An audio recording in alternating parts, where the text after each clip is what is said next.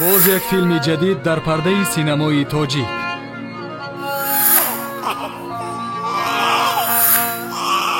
برای چی موضوعه رو به خانه خودش نی و به خانه خودمون نبره؟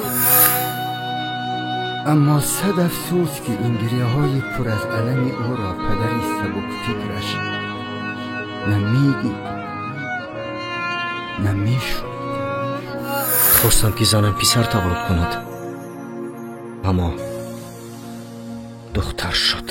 اسلام شوهر موضوعه، تو دختر تولد کردی گفته؟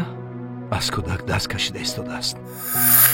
من وقت ندارم، برا. التجا میکنم ما رو نرانه. پگاه او را گرفته به خانه بیار، بگذار با ما زندگی کند. من وعده میدیم که تو را خوشبخت میکنم. امروز باشد او از جگر بندش روی میگرداند که این ضربه سخت است برای موضوعه.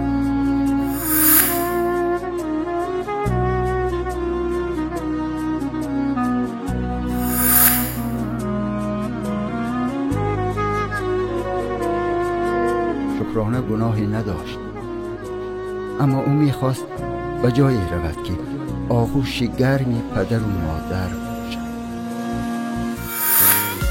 دخترم، تو پدر و مادر داری؟ خاله شریفه، من نمیدونم آنها در کجایم، در کجا زندگی میکنم. گفتگی برین حالا وی در کجاست؟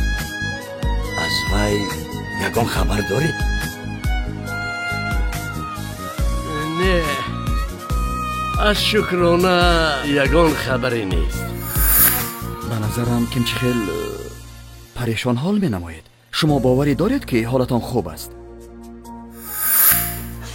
به جگرم کار نخراد. آخر تو میدانی من کی؟ پدرم میشم. باز همش با دلم زد. از این پدر بوگینیم کی خلاص بشم؟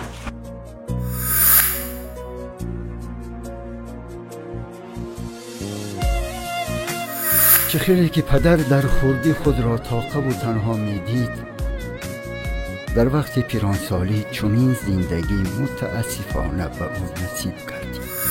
همه خیلی بشینید در خانه هیچ چیز نیست. روید یگان چیز بیارید آخی. آدمان این خانه تیار خور شدگی. ها چیزید روید یگان چیز بیارید.